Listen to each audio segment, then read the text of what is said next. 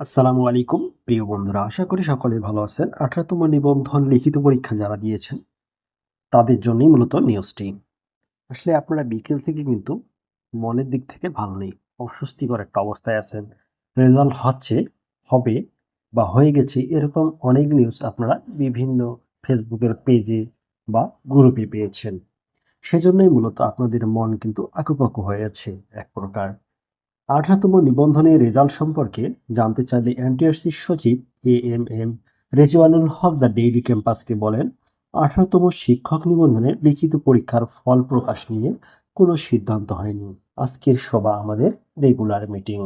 চলতি সপ্তাহে ফল প্রকাশের কোনো সম্ভাবনা নেই বলেও জানান তিনি। কবে নাগাদ 18তম নিবন্ধনের লিখিত পরীক্ষার ফল প্রকাশ করা হতে পারে এমন প্রশ্নের জবাবে তিনি আরও বলেন, এটি নির্দিষ্ট করে এই মুহূর্তে বলা সম্ভব না। আমরা কাজ করছি, যতদূর সম্ভব ফল প্রকাশ করা হবে। বন্ধুরা, বুঝতে পারলেন আসল তথ্যটি কি? রেজাল্ট আজকে নাকি আগামীকাল, নাকি কিছুদিন লেট হবে, তা আপনারা এখন কিন্তু খুব ভালোভাবে বুঝতে পারলেন।